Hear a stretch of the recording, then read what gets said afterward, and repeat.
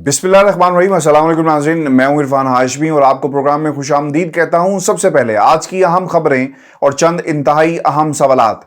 इमरान खान का नवाज शरीफ को चैलेंज, ये चैलेंज किस बात पर किया गया और नवाज शरीफ की सियासत को कहां पर मैन्युफैक्चर किया गया, इसकी मुकम्मल टाइमलाइन आज की इस नशिस्त में मैं आपके सामने रखूंगा। और फिर कुछ दोस्तों ने इलेक्शन मुलतवी करने का एक खुफिया प्लान तरतीब दिया और दूसरी तरफ वज़ीर-ए-आज़म का इलेक्शन मुलतवी करने के हवाले से एक इंतहाई अहम इशारा।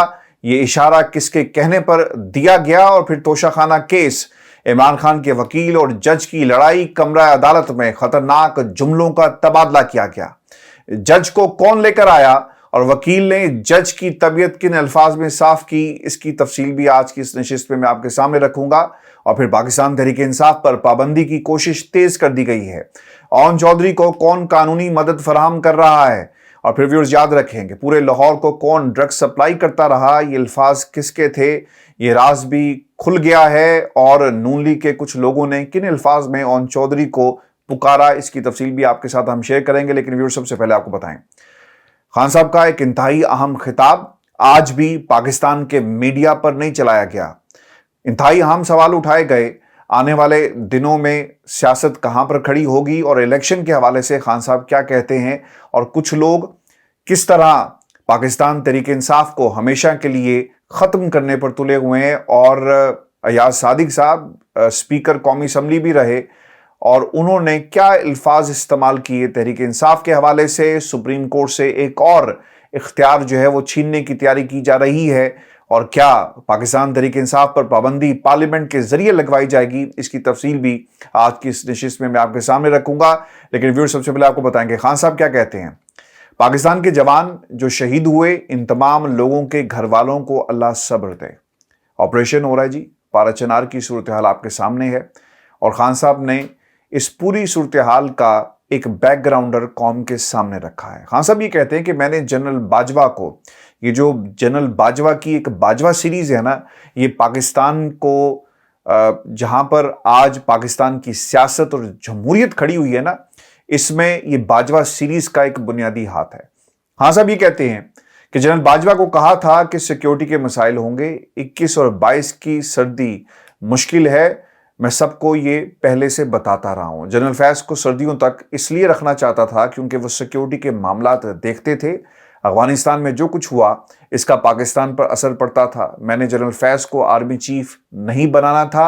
आपको याद होगा इससे पहले एक बाकायदा कैंपेन की गई और इमरान खान मुतअद्दिद दफा ये बात कह चुके हैं कि जनाब मेरे जहन में भी ये बात नहीं थी कि मैं जनरल फैज को या किसी और को जो है वो आर्मी चीफ बनाना चाहता। ये जनरल फैज और मेरे खिलाफ एक ज़बरदस्त किस्म का प्रोपेगेंडा किया गया और इस हवाले से मजीद शहादतें भी सामने आई जिसमें ये कहा गया कि जनरल बाजवा बाकी लोगों को जाकर बताते रहे कि ये फैज़ हमीद साहब को जो है वो आइंदा का आर्मी चीफ बनाना चाहते हैं, यानी एक आइसोलेशन क्रिएट करना चाहते थे जनरल फैज के हवाले से और खान साहब के हवाले से। फिर केयर टेकर सेटअप को कोई दहशतगर्दी से सरोकार नहीं है, याद रखिएगा, इंतहाई अहम स्टेटमेंट है क्योंकि मुल्क के अंदर हालात ख़राब हों, इकॉनमी नीचे जाए, निगरान हुकूमतें कुछ नहीं कर सकती। करना उन्होंने ही है जिनके कहने पर निगरान हुकूमतें एक दफ़ा फिर जो है अपनी मुद्दत से ज़्यादा जो है वो काम करेंगी। केपीके में करप्शन हो रही है, ये भी खान साहब ने कहा और इसके ताने बाने जो है ना वो JUI फे की हुकूमत के साथ जो है, यानी निगरान हुकूमत के साथ बिल्कुल नत्थी होकर ये काम कर रहे हैं। दहशतगर्दी की बजाय इस पर फोकस है कि पाकिस्तान तहरीक इंसाफ को किस तरह ख़त्म करना है। जेलों में जिन लोगों को रखा गया, इनमें वादा माफ गवाह ढूंढे जा रहे हैं। इनसे ये लिखवाने की कोशिश हो रही है कि इमरान खान के कहने पर हमला किया और हमले का मकसद इन इदारों में पड़ी हुई सीक्रेट फाइल्स को जलाना था। क्या निहत्ते लोगों से इमरान खान फौज पर हमला कराएगा? क्या औरतें हमला करने जाएंगी? क्या मैंने पाकिस्तान की सीक्रेट फाइल्स जलानी थी जिसका जीना मरना पाकिस्तान में है? क्या वो फौज को खत्म करना चाहेगा? फौज कमजोर करने का मकसद तो मुल्क टूट जाएगा। ये बात खान साहब ने एक दफा नहीं बल्कि 1000 दफा की कि एक मजबूत हुकूमत मजबूत पाकिस्तान की पहचान है।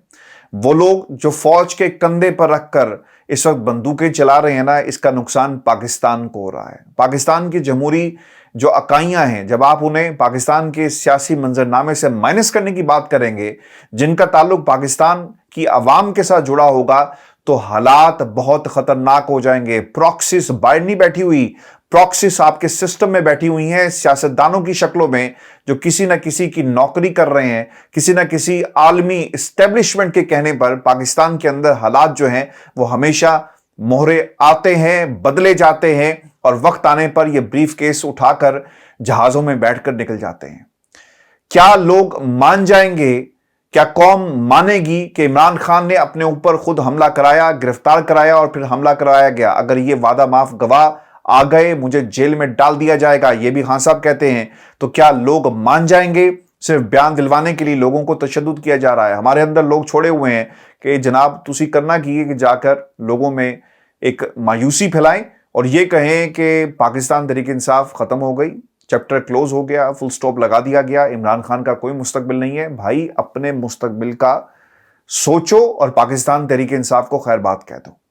اور یہ لوگ جو ہیں تحریک انصاف کے اندر موجود ہیں جن کی نشاندہی عمران خان صاحب کی طرف سے کی گئی. ویورز, میری کل شہزاد اکبر صاحب سے بات ہوئی جو انٹرویو دیا اس کے بعد, اور میں نے ان سے یہ سوال کیا جس کا آج ذکر عمران خان نے اپنی تقریر کے اندر بھی کیا کہ ان کے بھائی کی کیا صورتحال ہے اور کن حالات میں یعنی ذہنی طور پر وہ ٹھیک نہیں ہیں.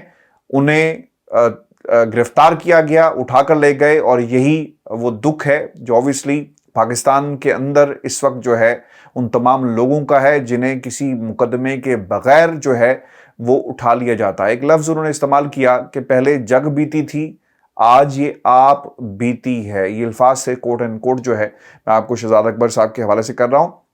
وعدہ معاف گواہ کا سوال بھی میں نے ان سے کیا تو انہوں نے کہا کہ جناب مجھے تو بعض لوگوں نے یہاں تک کہا کہ آپ مان جائیں, باقی سب کچھ ٹھیک ہو جائے گا, اور ہمیں راستہ بھی دکھائیں کہ وعدہ معاف گواہ آپ جب بنیں گے تو سٹیٹمنٹ کیا ہوگی, کیا لکھا جائے گا, وہ بھی آپ ہی نے بتانا ہے, جس سے عمران خان کے خلاف ہم اسے استعمال کر سکیں اور اس کا فائدہ جو ہے وہ نواز شریف یا باقی لوگوں کو بھی پہنچے اور حکومت میں بیٹھے ہوئے لوگوں کو بھی پہنچے.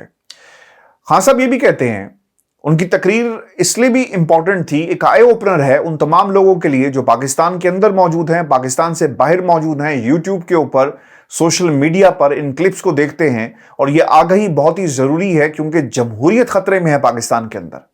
اور وہ پراکسیز جو سیاستدانوں کی شکلوں میں پاکستان کے اقتدار پر قابض ہو رہی ہیں اور اقتدار چھوڑ کر بھی وہ کٹ پتلیوں کی طرح نگران حکومتوں کو چلانا چاہتی ہیں, یہ ان کو ایکسپوز کرنا بہت ہی ضروری ہے. خان صاحب یہ کہتے ہیں کہ نواز شریف گھٹیا ہتھ کنڈے اپناتا تھا, انہوں نے بے نظیر کی تصویریں پھینکی ہیلی کاپٹر سے, اور مریم ٹیپ بنانے کی ماسٹر ہے. اظہر مشوانی کے بھائی کو 2 مہینے سے اٹھایا ہوا ہے, علی ایوان کے بھائی کو اٹھایا ہوا, شہزاد اکبر کو میسج آ رہے ہیں کہ وعدہ معاف گواہ بن جاؤ, اس کے بھائی جو اب نارمل ہے اس کو اٹھایا ہوا ہے, اعظم خان کو اٹھایا ہوا ہے, اور اسے وعدہ معاف گواہ بننے کی کوششیں ہو رہی ہیں. اس کا تذکرہ میں اس سے پہلے بھی کر چکا ہوں, اور آج خان صاحب نے اپنی تقریر کے اندر بھی ان تمام لوگوں کا جو ہے تذکرہ کیا. پنجاب میں 297 ٹکٹ ہولڈرز ہیں, صرف 40-50 لوگ ادھر ادھر ہوئے. میں اسٹیبلشمنٹ کو پیغام دیتا ہوں کہ میں نے 27 سال کا سیاسی سفر کیا ہے, خود محنت کی ہے. نواز شریف کو GHQ میں مینوفیکچر کیا گیا, ٹیسٹ ٹیوب بیبی بنایا, 90 کی دہائی نہیں ہے, الیکٹیبلز ادھر سے ادھر ہو جائیں گے. مشرف دور میں کسی صوبے دار کی کال آتی تو وہ کاف لیگ میں چلا جاتا. جنرل ضیاء الحق کا یہ فارمولا نظریہ ضرورت کا ختم ہو گیا, اب نظریاتی سیاست کا دور ہے. لوگوں کو پتا ہے کہ ان کی سیاست ختم ہو جائے گی کیونکہ لوگ پاکستان تحریک انصاف کے ساتھ ہیں. کئی فوجیں بھی ہوں تو نظریے ختم نہیں ہوتے. 14 مہینے سے کوشش ہے کہ نظریے کو ختم کیا جائے. پولیٹیکل انجینئرنگ سے ملک کو تباہ کیا جا رہا ہے. نااہل کرنے سے مجھے کوئی فرق نہیں پڑے گا, نواز شریف کو واپس بلا لیں.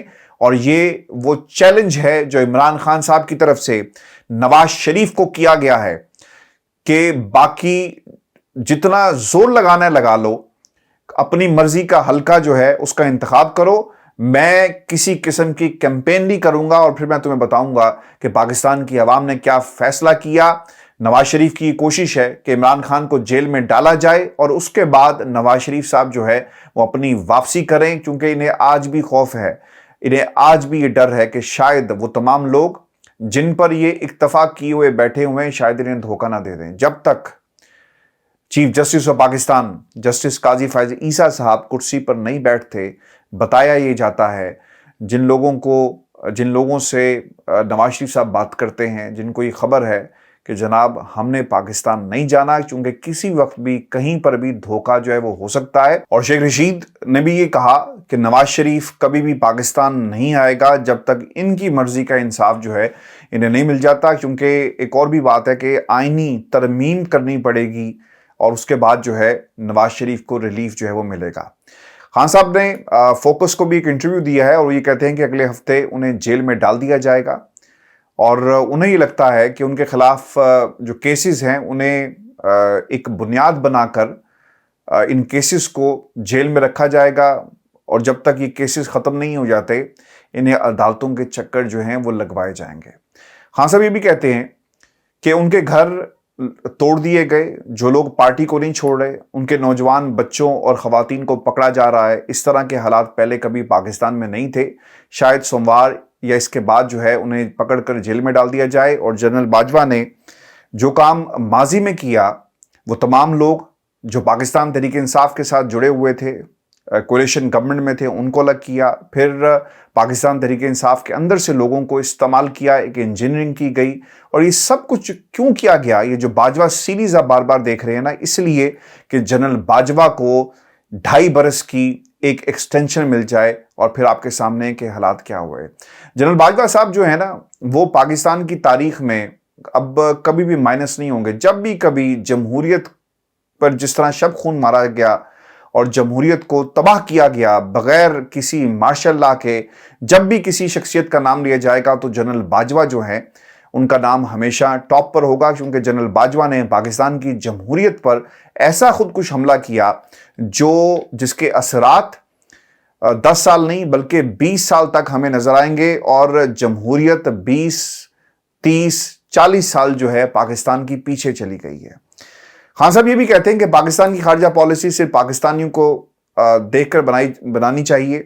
جب میں پاور میں آیا تو میں نے منصوبہ بنایا کہ کیسے ملک کو غربت سے باہر چلانا ہے۔ انڈیا کی خارجہ پالیسی دیکھیں، وہ چین کے ساتھ بھی تجارت کرتے ہیں، روس سے بھی تیل لیتے ہیں، اور اس کے ساتھ ساتھ امریکہ سے بھی تجارت کرتے ہیں۔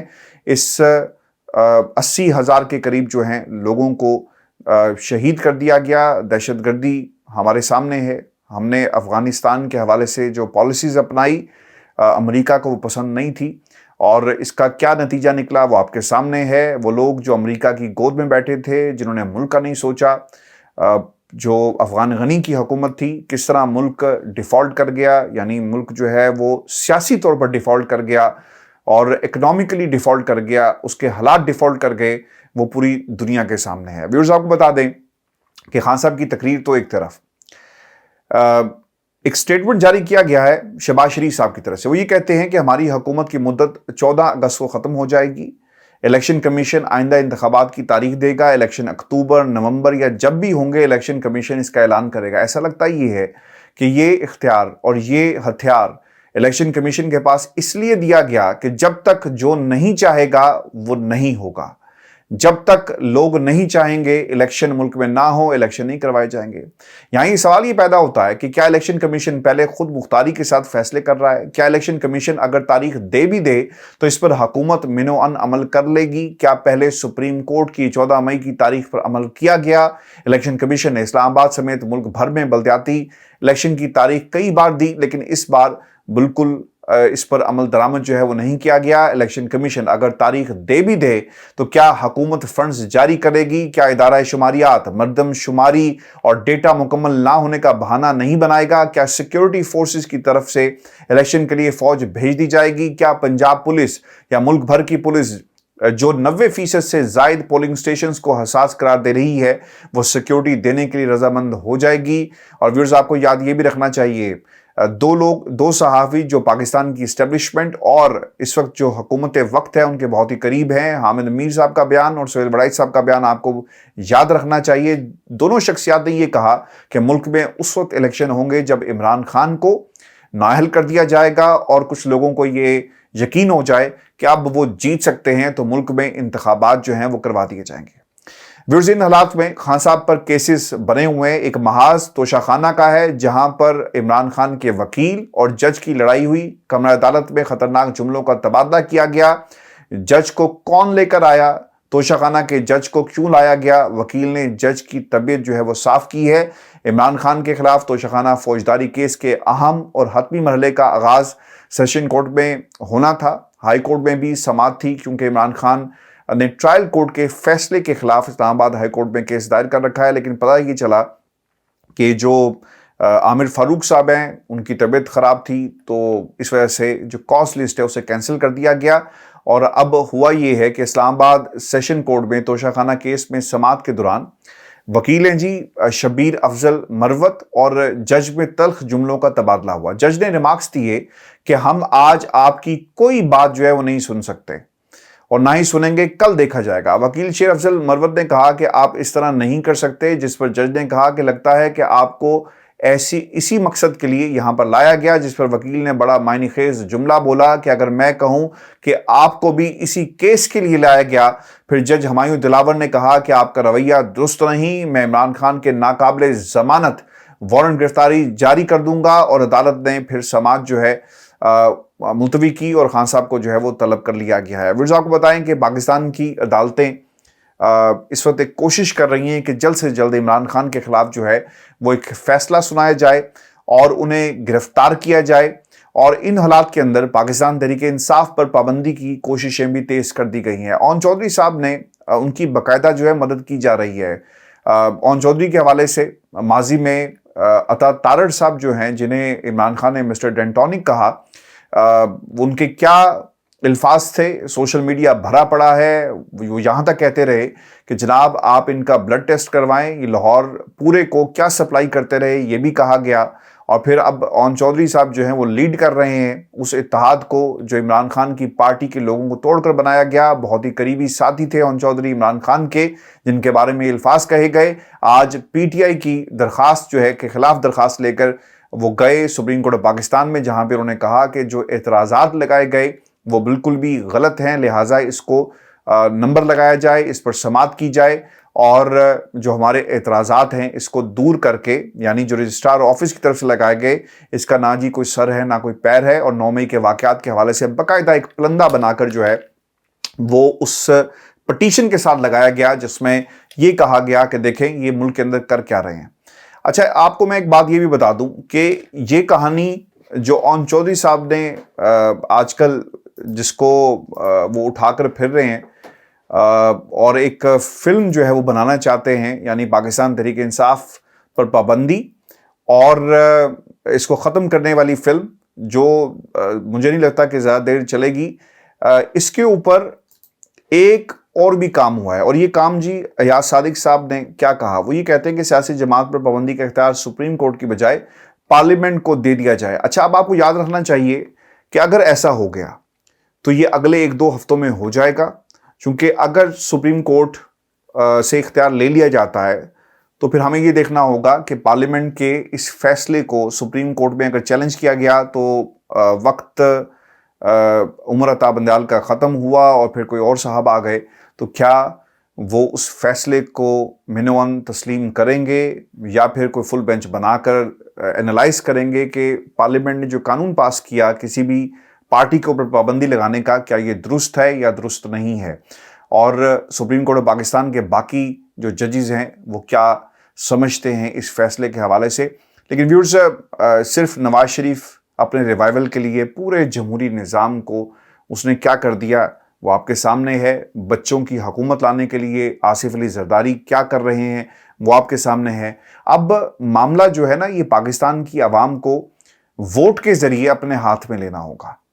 جب موقع ملے تو آپ نے ووٹ کی طاقت سے ان سے ضرور بدلہ لینا ہے، اور یہ اتنی بڑی طاقت ہے اگر پاکستان کی عوام پوری کی پوری، یعنی 80% بھی، 70% بھی، ایون 60% لوگوں نے بھی ووٹ جو ہے وہ کاسٹ کیا، تو یقیناً حالات بدلیں گے اور اصل میں جمہوری نظام جو ہے وہ ووٹ کی طاقت سے آئے گا۔